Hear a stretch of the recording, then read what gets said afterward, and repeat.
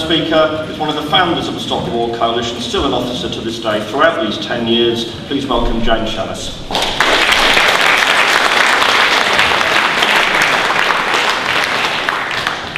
Well, I feel slightly like Jemima Khan.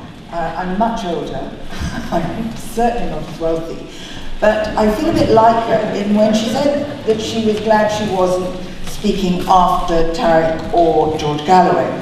And actually, having had the previous speaker, I do feel this is going to be slightly dross compared with what we've just heard. However, I want to start by just posing a question that I think we've got to keep asking. Why is Britain in Afghanistan? Now, quite clearly, if we were talking about 1840, we were there for our own imperial aims. But this time, this last 10 years, has been because the United States is there. And we should make no accounting of any other question. If the Americans had not decided to go into Afghanistan, there is no way that the British would be there. We are a minor player hanging on to the coattails of the American administration. Now, I think one has to remember that, because in everything that we end up doing, the impact of what is happening in the United States has a major impact in terms of the British government and the British military. And I think one of the things that all of us were aware of in 2001 was that, in fact, the main reason why we all were going into Afghanistan was to get bin Laden. Well, we all know what happened. A month ago, he was killed. And it was very clear, the American administration, and Jemima said this, she said that in fact they'd known well in advance where he was.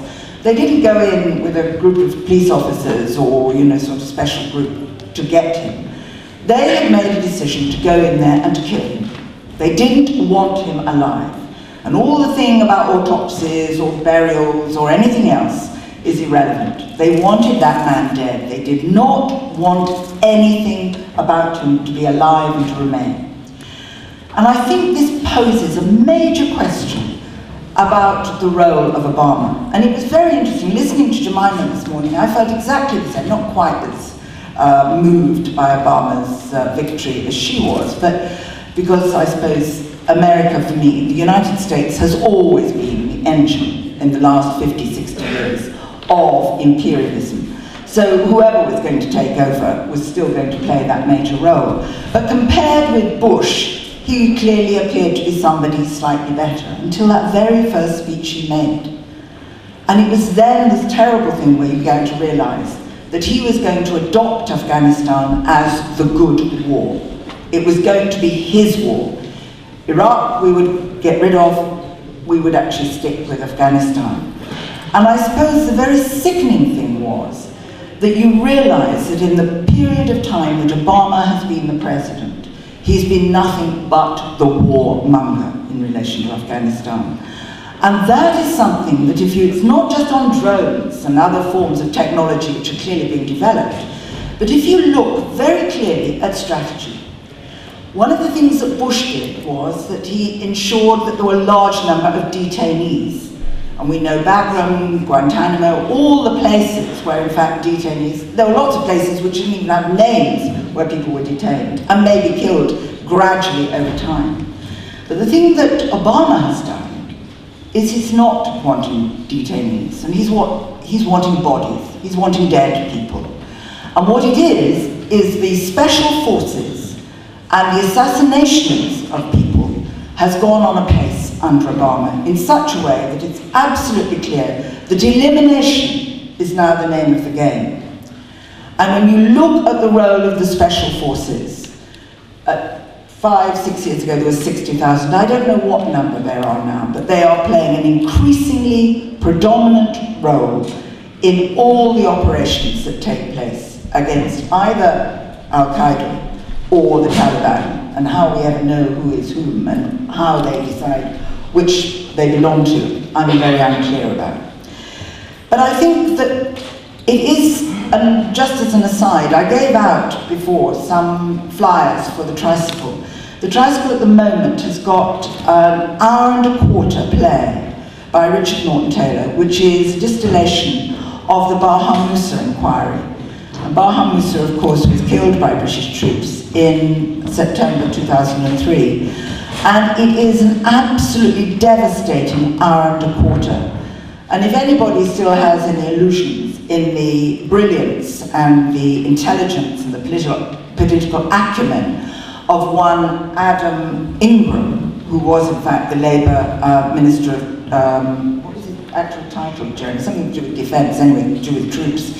He, in fact, in the Baha Musa inquiry, was interviewed and refused to acknowledge that there were such a thing as hooding, that hooding was sort of, something that was illegal, that stress positions were illegal. He ended up sounding as though he knew nothing about anything. And in the play, at the end of the play, there is this very, very short interview with him, taken from the inquiry, which is quite shocking. I mean, it is really shocking. So it's something that I do think people should get along to. And I think it's the 23rd of this month, it's a Thursday of that week. There is going to be a discussion afterwards with, under the sort of aegis of Stop the War, with 2 Iraqis who are going to be talking about what they've seen. And people should actually get along there if they can. But it's significant that detainees on that sort of level are no longer really, I mean, yes, clearly what is now happening is a lot of the operations, they are using all the sorts of techniques that were permitted after 2001. And the idea that you're ending up having very major political figures in the United States talking about waterboarding as though it's something that is quite acceptable shows a huge shift that occurred. And it was America, the United States, that made that shift initially. Everybody else then followed on. But I think the other thing that is rather shocking is, and this is what happened since bin Laden's death, is that there are commentaries now as though the killing of bin Laden will deal a powerful and psychological blow to the Taliban and the insurgents. Well, actually, it probably will do nothing like that. That is almost a side issue now. The much, much greater issues are ones that in fact are boiling without doubt in Afghanistan itself and then outside. The first is that in fact 2011 we have economic pressures on the United States and Britain which in fact were really unheard of 2 or 3 years ago. And it's quite clear now, and anybody who heard the news this morning and heard that 64% of Americans think they should get out of Afghanistan, it's the highest proportion there's been, means that for large numbers of people, the huge sums that are being spent weekly and yearly on this war are ones that, in fact, for many people, they believe that they should be spent on other things, and certainly not on this. It is quite clear, of course, that Britain is having to re-look at its questions of military expenditure. And I think that, in fact, when you realise that, in fact, all of a sudden, they've got another war on their hands. In March, Obama was speaking, and he said, "It is true that the United States can't use their military wherever repression occurs. And given the costs and risks of intervention, we must measure our interests against the need for action." The initial intervention in Libya cost the Pentagon $600 million, but they said they could absorb it in their current budget. They would not be able to do that if that role was going to be protracted. And it is clearly that they've now decided on, that there's going to be more and more pressure put on other NATO countries. And again, today and yesterday, there's been this discussion, certainly from the retiring Defence Secretary in the States, to say that NATO has got to start coughing up money, not the United States, but the non-US NATO forces, in order to be able to carry on operating. Now, this applies not just to Libya, where they're all being dragged in now, but also, of course, to Afghanistan. And you can see that the economic pressures on every single state that is involved in Afghanistan is really now creating major problems for the politicians and the military. The other thing, of course, is that, in fact, apart from being increasingly politically and economically unpopular, it's also clear that for many people, Afghanistan was a war about bin Laden. Bin Laden is now dead. We can now all disappear and go home. And quite clearly, there are certain people who are very panicked by this. A man called Fogg Rasmussen. I mean, I can't believe that his name is Fogg. It's got an H in it somewhere, but he is the Secretary General of NATO. And he is actually determined to keep saying that NATO must not abandon Afghanistan. If it does, it's going to mean that in fact everything will go back to what it was before we started bombing in 2001. And they're determined, certainly NATO, the sort of top echelons of NATO and the top sections of the military are absolutely desperate to sort of stop any immediate withdrawal or any speeding of withdrawal. And they're talking about dangers of security vacuums. The pressures, of course, are huge. In Afghanistan itself, and the others have said, security, corruption, poor governance, the whole question about 2/3 of the country now controlled by sections of the Taliban, the drugs war, which in fact nobody talks about any longer, but is still there. And meanwhile, there are peace talks taking place with sections of the Taliban and with one Hekmatyar who was, I'm delighted to say, somebody who thought that our pamphlet on why we should get out of Afghanistan was a really very good pamphlet. I mean, how he got hold of it is another question, but it was rather alarming to suddenly realise that this man, who was at one time a warlord, was actually saying that we were on the right line. However, after this, if in fact things are going, if they begin to withdraw, there is a wonderful quote that I've just read 2 days ago from the Senate Democratic Majority Foreign Relations Committee. So it's a bunch of senators in the States who have been discussing what happens when the Americans and British leave. And they say after 10 years of war and occupation, the economy has been distorted.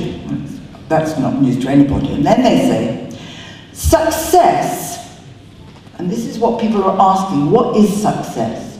Success should not be measured by outputs or the amount of money spent, but by the ability of Afghanistan institutions to deliver services for the Afghan private sector to create jobs and to, and we love this phrase, grow the economy. And you suddenly think, these people are actually talking as though it's some part of, say, southeast England, or northern Scotland. What are we going to do about this particular region? This is a state that over the last 30 or 35 years has experienced war in every part of its being. It's been flooded with foreign troops. It's ended up having a massive civil war. And Jemima again was right. Those warlords who are now the political sort of, almost the gangmasters inside Afghanistan, they were the people who were loathed by so many people in Afghanistan because they created complete mayhem after the Soviets had withdrawn. And then the Taliban came in as a very small group from the south, absolutely desperate to try and find some way of forming some sort of secure life for people. And whatever we say about the Taliban, and whatever the propagandists say about them, they created a form of social peace, and we may not like it, but it was a form of peace that was completely different from the 2 or 3 years beforehand. And it was something that in fact was destroyed as soon as the Americans decided to go in and bomb. And the Americans and the British hold the responsibility for this last 10 years. It is not talking about an economy or a society that will suddenly be able to grow itself, whatever this verb means. And it is something that in the end we know perfectly well. It's going to be a place that in fact suffers massive, massive problems in the future. For anybody who was still awake at 10 to 9 this morning after the end of the Today programme, and most people manage to listen to the Today programme for about 10 minutes and then have to switch off because you've got so angry by what they're saying. Well, the last 10 minutes this morning was an absolutely fascinating discussion between a woman, and I can't remember her name, Lucy somebody or other, double-barrel name, who's just written a book on Afghanistan, and Sherrod Cooper Coles, who was the British ambassador there. And he is slightly a maverick figure now. But in fact, the thing that was fascinating is she was talking about the fact that in 2001, they should have gone in with a completely different sort of agenda. They should have been debating, discussing, talking to the Taliban, talking to everybody, instead of which they went in and bombed. And we remember the daisy cutters and everything else on those landscapes that are completely bare. And then what happened was that, of course, the warlords become the powerful people, and they still are.